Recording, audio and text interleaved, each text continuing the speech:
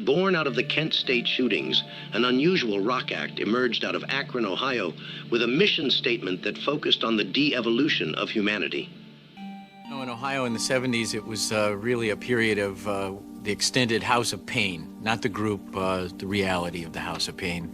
It started with May 4th, 1970, where I was a student at Kent State University, and I was friends with 2 of the 4 students that were shot and killed by the National Guard that day of the protest against the expansion of the Vietnam War into Cambodia by President Nixon, then President Nixon.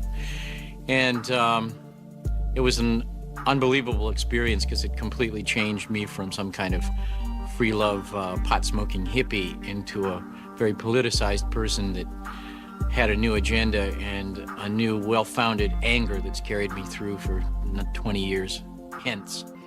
Before punk exploded onto the pop music landscape, these guys were already poking the powers that be. You know, DEVO never saw themselves as a punk band, and we were almost freaked out when we were first getting any kind of public recognition that we were being called punk, because, you know, we still really, like any new artist, really want to be understood.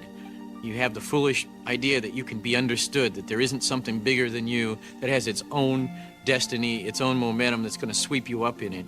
And we didn't like being called punk simply because we saw the punks as only historical punks. There was nothing truly punky about them because they were looking back and taking all their ideas about how they looked, the sound of the music, the progressions, and the kind of anger. They were taking it from the 60s. And we just found that kind of simple-minded and historical. We thought we were the true punks because we were hated by everybody. We were punk scientists. We were doing something that looked wrong, sounded wrong. We talked about things that nobody was talking about. We talked about the end of the capitalist dream being viable anymore. We talked about the end of consumerism.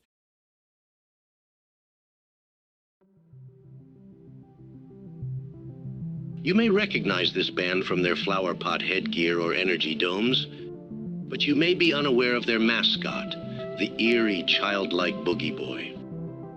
Boogie Boy is hard to describe. Imagine an alien race tried to clone a human and missed the mark. Perhaps you'd get an overgrown, mouth-breathing toddler with rosy cheeks and spastic movements. A wide-eyed child, completely confused as to why everyone acts so poorly towards one another.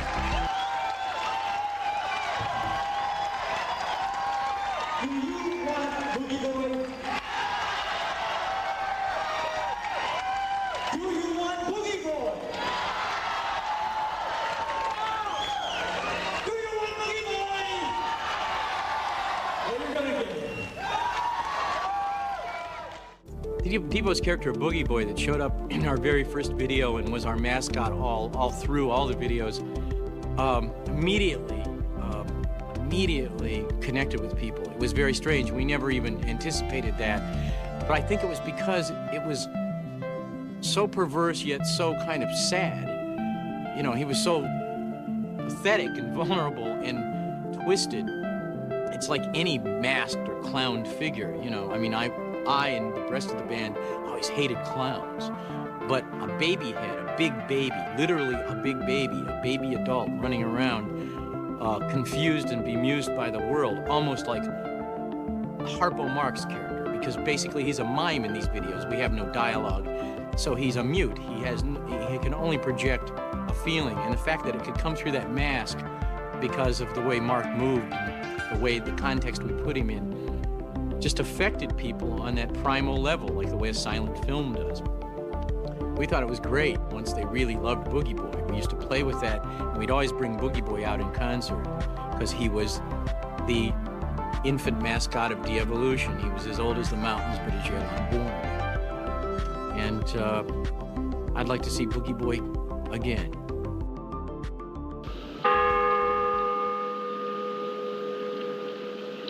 Don't forget to like and subscribe so you never miss a new video. I hope you enjoyed this episode, and as always, thanks for watching.